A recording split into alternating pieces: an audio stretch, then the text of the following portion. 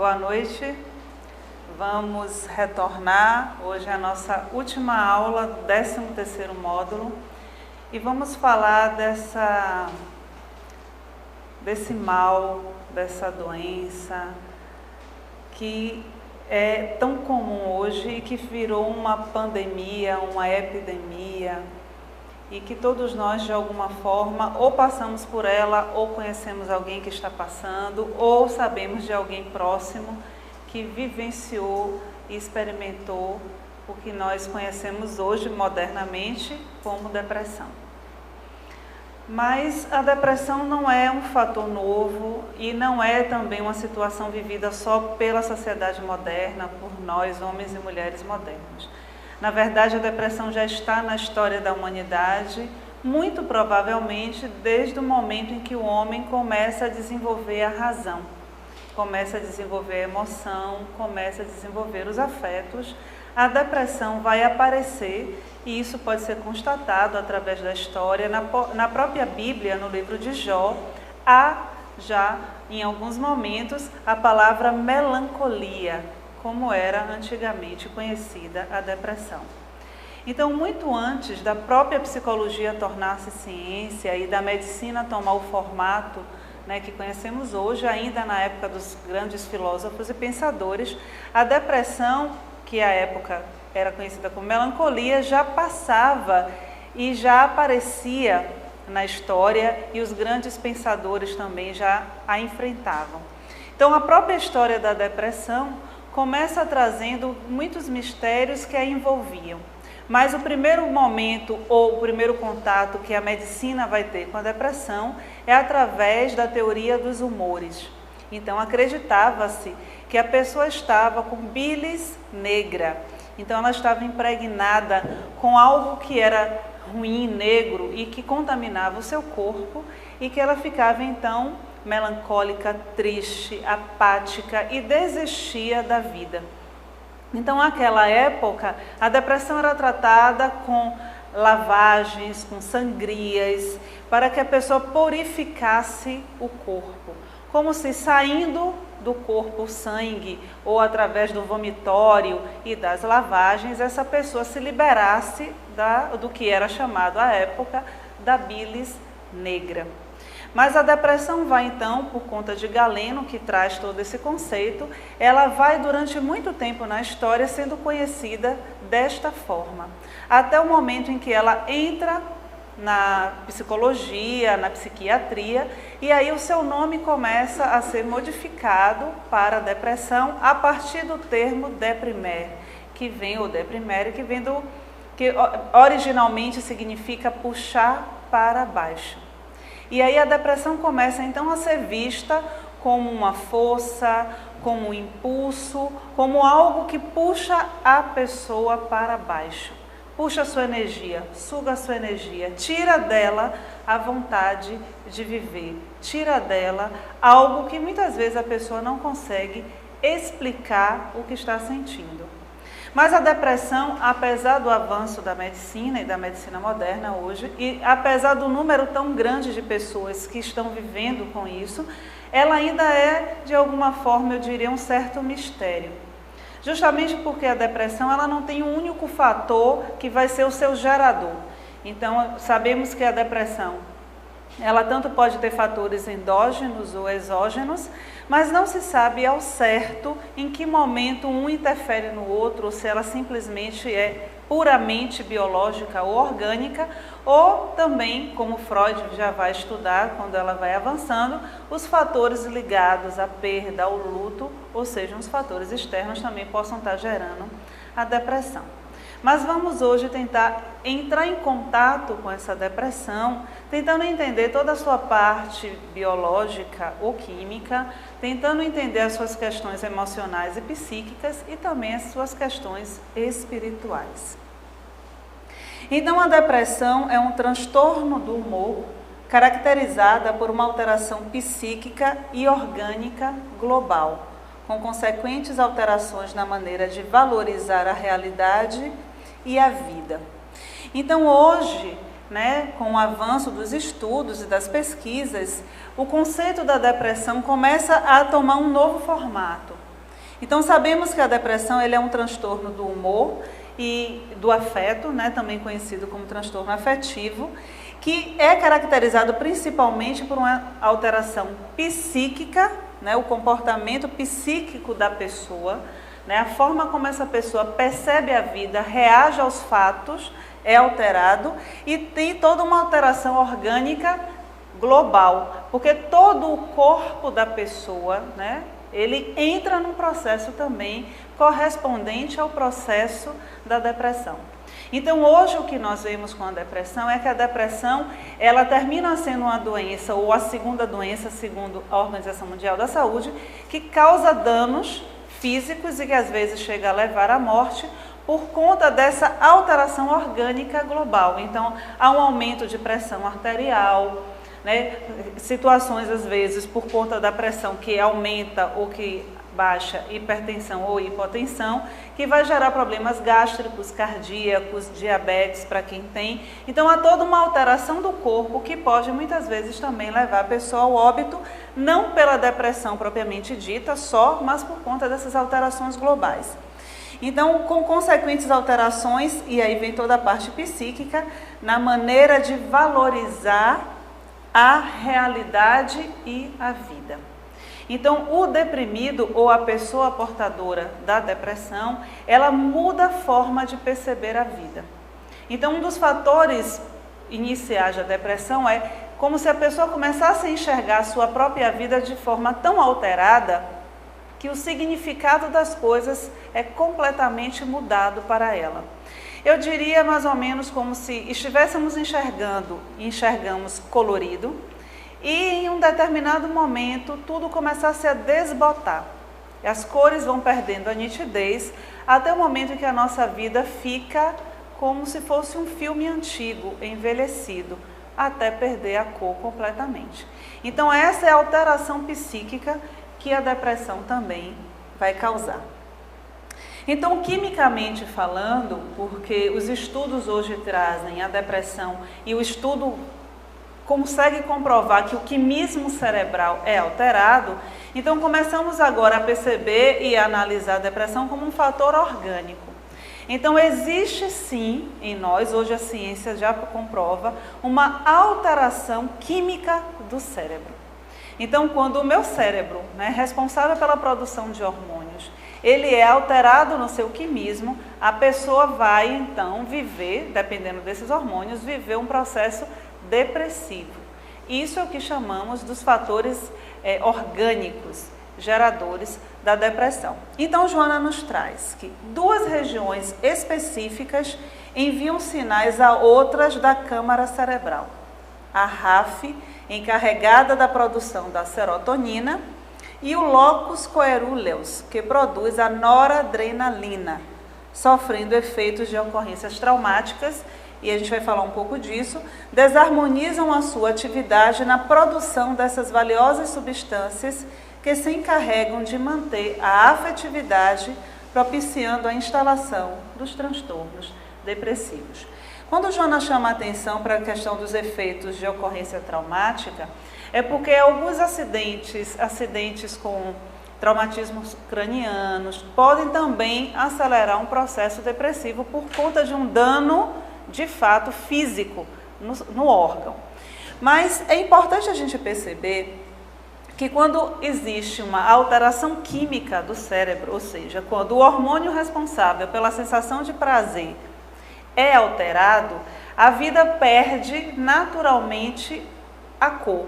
Então, quando eu começo a não sentir prazer em estar fazendo as coisas que eu normalmente faço, quando eu começo a estar extremamente cansado, quando tudo começa a parecer muito pesado, como se o simples fato de ter que levantar pela manhã se torna um fardo muito difícil de carregar, percebemos que a química, a serotonina, não está sendo produzida na sua quantidade necessária, da forma eficiente, ou seja, os neurotransmissores responsáveis por passar a mensagem entre os neurônios não está funcionando bem.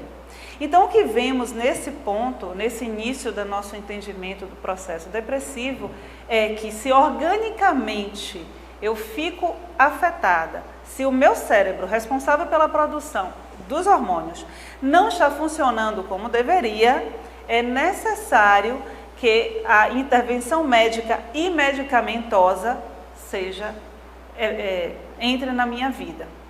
Então, é importante, e começamos a falar da depressão falando um pouco do processo orgânico, porque muitas vezes entramos numa percepção ou acreditamos que a medicação não é eficaz. Mas aí eu vou fazer uma comparação com outro fator físico. Se temos um processo na nossa pressão, se eu sofro de hipertensão, e se a circulação sanguínea às vezes sai do controle e ela fica acelerada, é necessário que eu tome uma medicação para que isso volte a ficar regular, volte ao normal.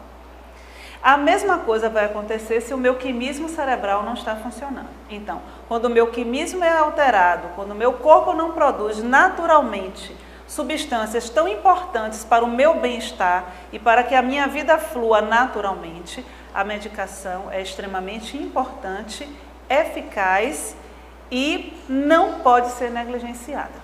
Mas vamos falar um pouco dos tipos de depressão. Então, já entendemos que existe sim fatores químicos, orgânicos, que podem ser os responsáveis pela depressão.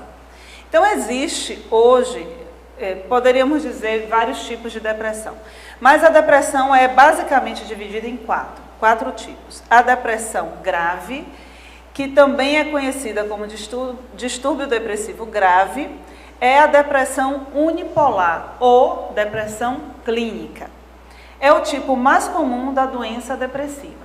Então, o que é uma depressão grave ou depressão unipolar? É a depressão que vai para um único polo da emoção. Normalmente um polo, vamos dizer, para baixo. Então, a pessoa fica triste, melancólica, por um período longo de tempo, né? Não é porque hoje acordei e achei que não estou muito bem e eu já estou com depressão.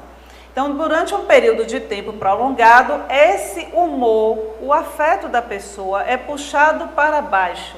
Então, essa é a depressão unipolar, a mais comum, essa depressão que é o que nós conseguimos ver na maioria das pessoas e que tanto pode ser causada por um fator químico, como a gente já viu. Então, os hormônios não estão sendo produzidos adequadamente e essa pessoa então deprime, como também pode ser ocasionada por uma situação externa. Por exemplo, o luto, a perda de um emprego, uma separação, o divórcio. Então, perdas, como Freud já estudou isso, né? A perda e o luto é também um causador da depressão, principalmente no caso da depressão grave.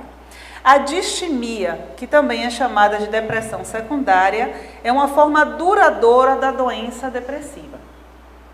A distimia, ela também pode ser conhecida por outros nomes, mas é aquele processo onde a pessoa tem, de fato, uma deficiência orgânica.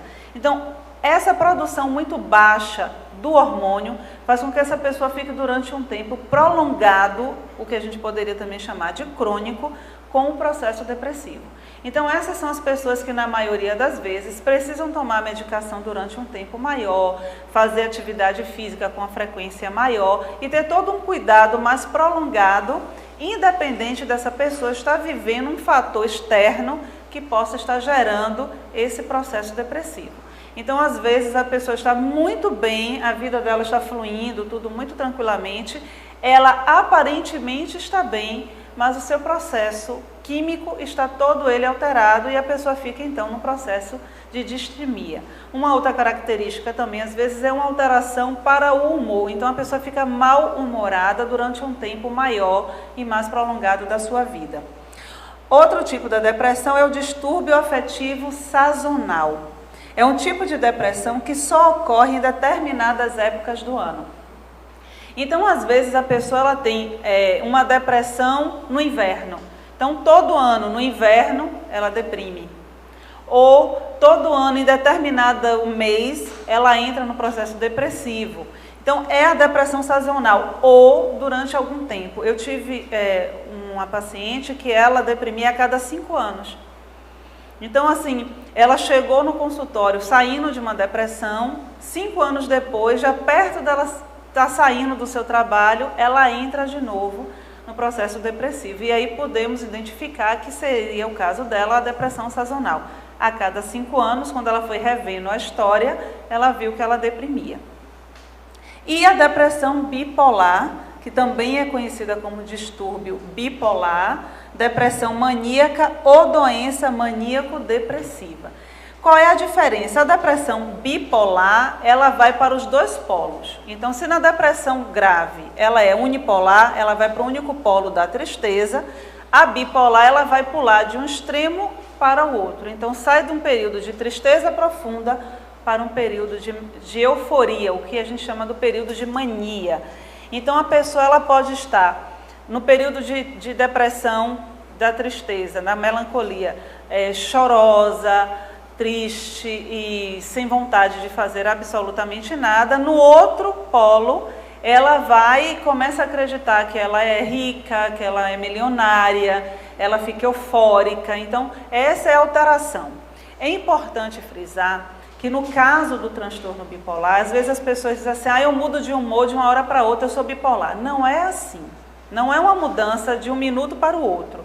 Então, a pessoa passa um período em um polo, um período no outro polo, né? Então, ela vai ter um período, às vezes isso pode durar, claro, depende da pessoa, mas não é uma alteração de humor em um único dia. Então, às vezes a pessoa acorda, não está muito bem, daqui a pouco ela está bem, acontece outro fator, ela fica zangada de novo e aí fica achando que é bipolar e não é o caso, até porque é um transtorno muito mais delicado e muitas vezes precisa, na maioria das vezes, de um acompanhamento psiquiátrico, medicamentoso, para que a pessoa possa tentar entrar em uma homeostase, né? Nem tanto eufórico, nem tanto melancólico, e ela tente ter uma vida mais equilibrada e mais normal. Bem, quais são os sintomas mais frequentes da depressão? Toda vez que a gente vai falar dos sintomas, é importante frisar que precisam acontecer vários, né, concomitantemente, e durante um período de tempo prolongado. Então, não é porque eu estou sentindo determinada coisa que eu já estou com depressão. É preciso que isso esteja acontecendo na minha vida pelo menos por 3 meses. Se durante 3 meses eu estou tendo mais de 8 sintomas, é muito provável que eu esteja no processo depressivo. Mas é importante também fazer uma avaliação dos meus fatores externos. Então, uma pessoa que passa pelo luto, uma pessoa que está passando por uma perda, por uma situação externa que também é grave, precisa ser avaliado, porque é natural que a pessoa sinta o impacto disso. Afinal de contas, se você não sente o impacto de um fator que sai da sua harmonia, né, do que você está acostumado a viver, você não se abala com isso, também pode ser indício de um outro transtorno. Então, é natural que você sinta o impacto, mas a gente sabe que tem um período de adaptação a essa nova realidade. Então, quais são os sintomas mais frequentes? Mau humor, tristeza, irritabilidade e angústia, ideia de doença, que aparece às vezes como uma hipocondria, a pessoa começa a achar que está com muitas doenças, sensação de morte e pouca capacidade de sentir prazer e alegria na vida.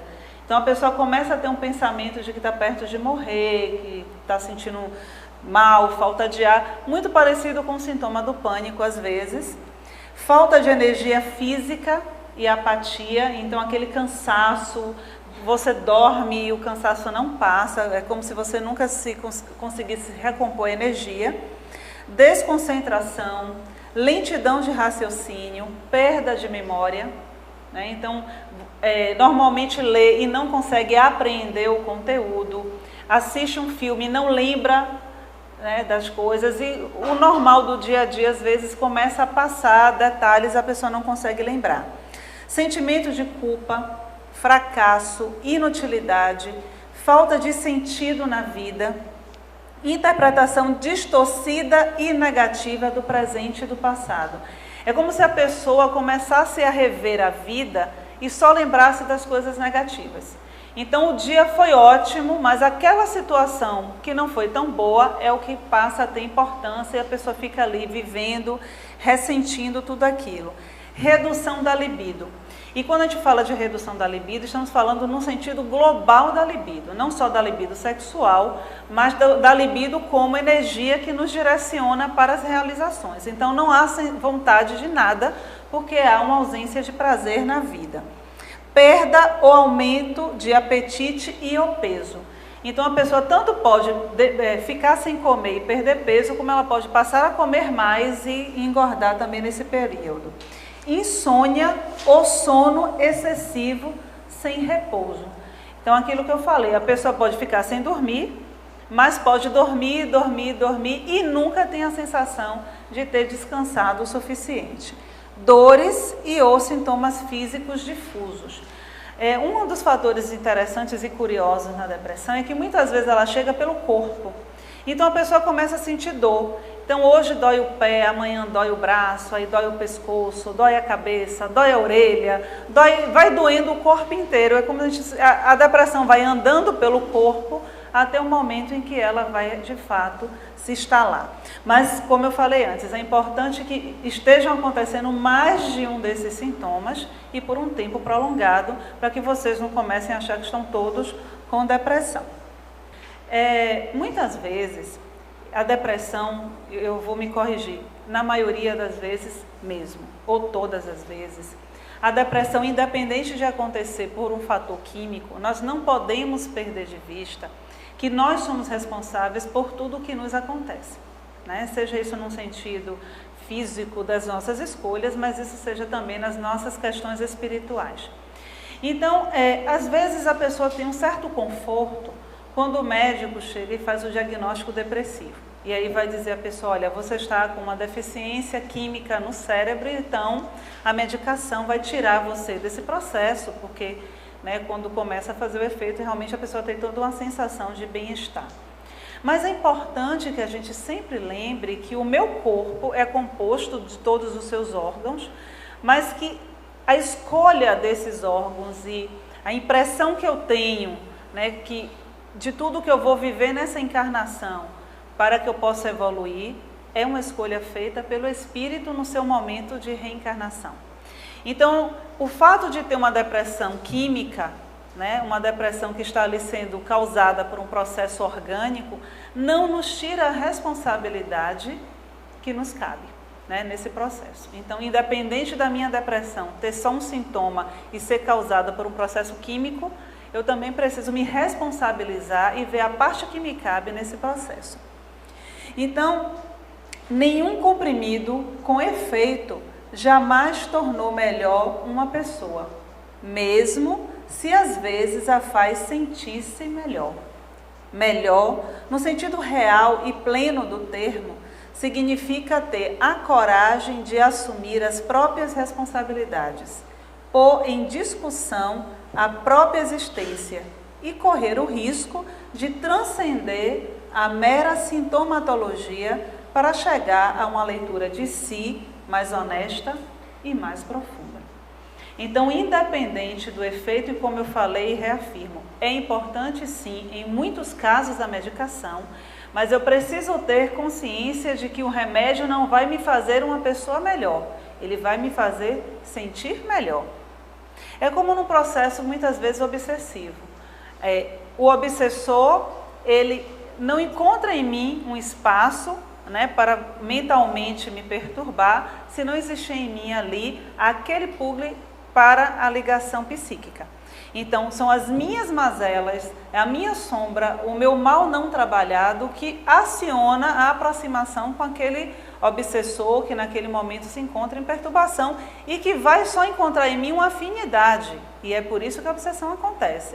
Então, se eu adentro a casa espírita e faço um processo desobsessivo, o obsessor é afastado, mas eu não me torno uma pessoa melhor por isso, a não ser que eu, de fato, tome para mim a responsabilidade dos meus atos.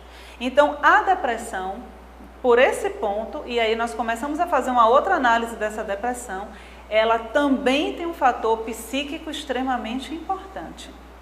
Então, as minhas questões morais, a minha vida não vivida, o que eu deixei de fazer, também é um gerador de depressão. Então, a depressão começa aí a ser vista por nós como um convite para uma revisão geral da nossa vida, uma possibilidade real de que eu possa me tornar uma pessoa melhor, mesmo que eu precise tomar uma medicação para me sentir melhor. Então, é sempre uma oportunidade, como nós já vimos com relação às doenças, a doença é um convite para que eu me torne uma pessoa melhor. Então, Joana nos traz e nos lembra, na raiz psicológica do transtorno depressivo ou de comportamento afetivo, encontra-se uma insatisfação do ser em relação a si mesmo que não foi solucionada. Existe em mim algo que eu preciso realizar, algo que eu preciso fazer, e como eu não consegui atender isso, a minha energia psíquica é então levada para dentro para que eu possa visitar os lugares em mim que eu evito visitar. E quando isso acontece, quando isso vai acontecer no sentido psíquico, é possível sim que eu imprima no meu corpo ou acione no meu corpo também um processo parecido com isso, só que de forma química. E aí a energia também do meu corpo é sugada para baixo, como o próprio sentido da palavra depressão, que é puxar para baixo. Então, uma das perguntas que precisamos fazer quando nos sentimos deprimidos, porque em algum momento da nossa vida sentimos sim, somos assaltados por uma tristeza profunda, por uma melancolia, é nos perguntar o que é que nós estamos deixando de realizar. O que eu preciso de fato ver na minha vida que eu fui deixando para trás e que agora a energia psíquica me puxa para revisitar esses lugares que até então não estavam sendo visitados, foram abandonados e foram deixados de segundo plano. Então a depressão é mais do que um desajuste isolado, constitui-se num toque de alarme em um pedido de socorro. Com ela, cria-se uma oportunidade de descobrir o que se está passando no íntimo da pessoa e que está sendo insuportável para o seu psiquismo. E é importante ressaltar, é um pedido de socorro, é um alarme que toca. Então, muitas vezes, a notícia de que se está com depressão é vista de uma forma equivocada. Então, a depressão não precisa só e unicamente ser vista como mal, mas como um sinal de alerta da minha psique. Algo está acontecendo comigo que o meu psiquismo não suporta. Mas essa é uma grande oportunidade para descobrir, ou seja, tirar o pano que está cobrindo algo, tirar aquilo que me impede de ver algo que é extremamente importante e significativo para a minha vida. Então, hoje, na nossa vida moderna, o que nós vemos, e talvez isso possa também explicar de certa forma o número tão grande de pessoas com depressão, é que toda essa demanda externa, então vivemos o tempo inteiro para atender anseios e necessidades externas. Temos que trabalhar, pegar trânsito, pagar contas e todo o tempo a coletividade, a sociedade nos puxa para realizações externas. E o homem vai perdendo o contato e o endereço de si mesmo.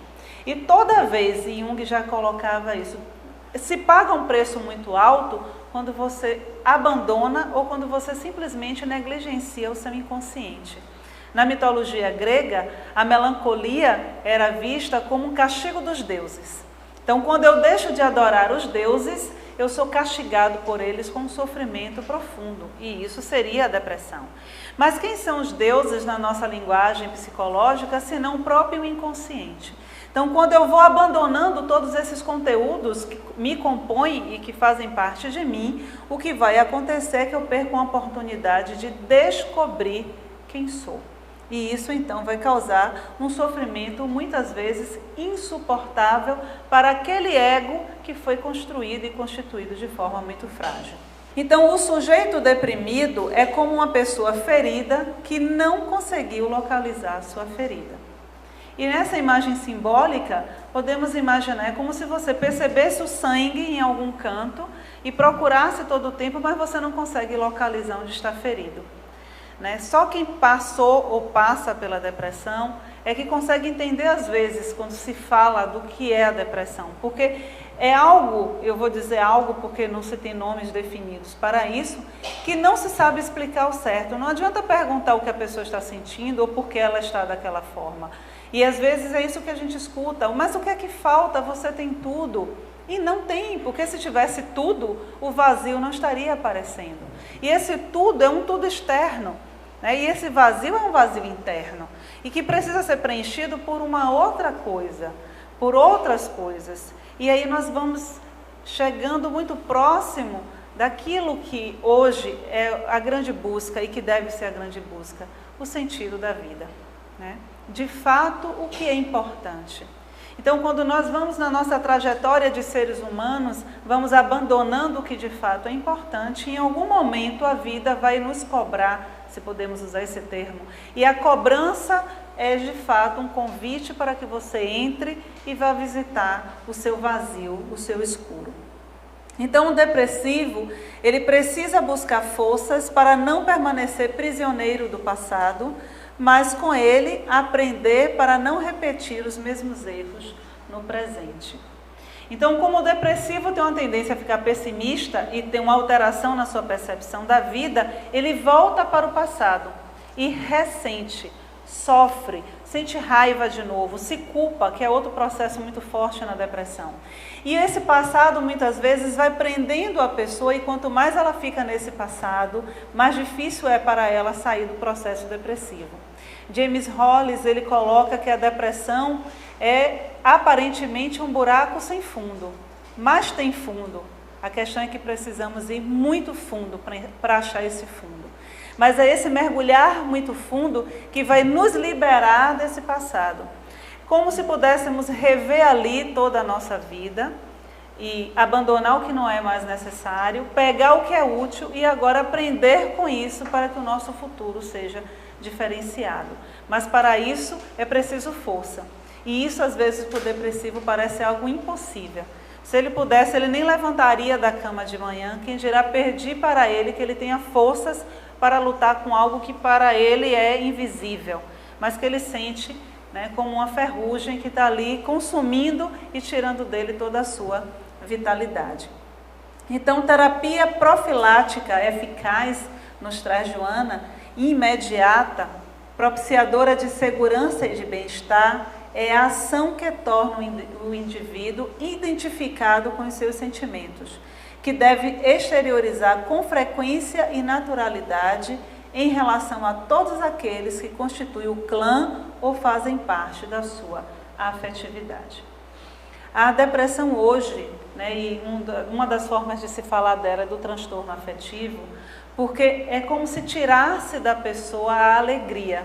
Então, o depressivo, ele não tem alegria de estar vivo.